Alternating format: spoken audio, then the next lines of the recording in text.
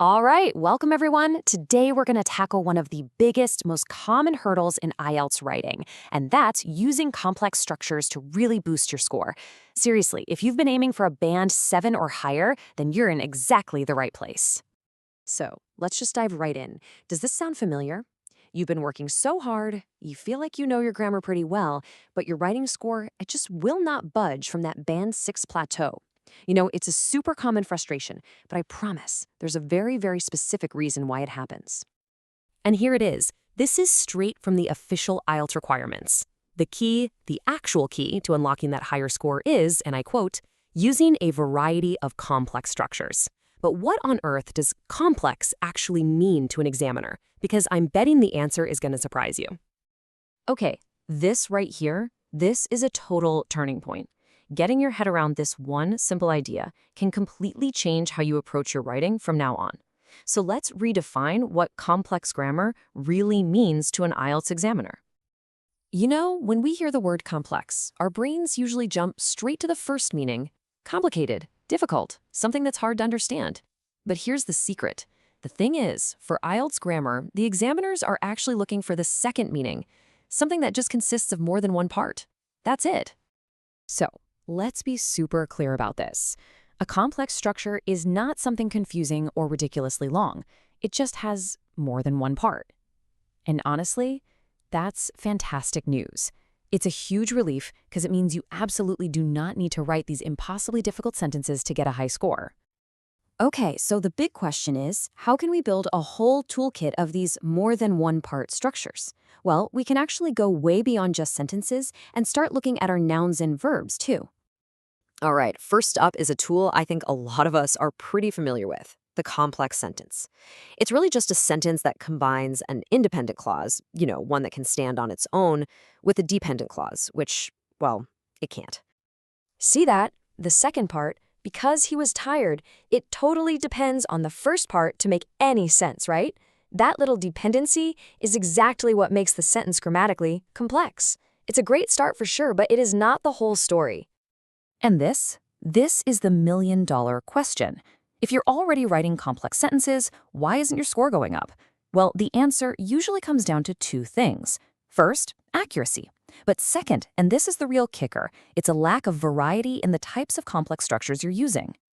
So here's a really easy way we can add that variety we need. Instead of just using a simple noun, we can expand it into what's called a complex noun phrase, basically just by adding more information to it. Just take a look at these. We're not just saying the teacher. We're saying the teacher standing at the front of the class.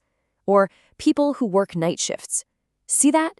This extra layer of description creates a really sophisticated, complex structure that, trust me, examiners love to see.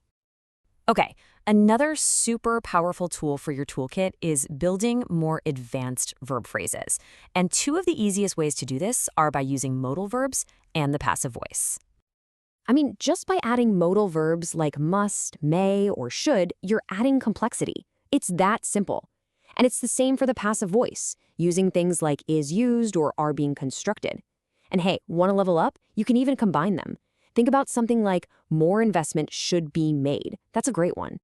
All right, now for a slightly more advanced technique. Kind of a pro tip, if you will.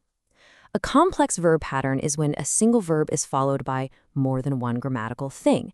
This creates a very natural, super academic-sounding sentence structure.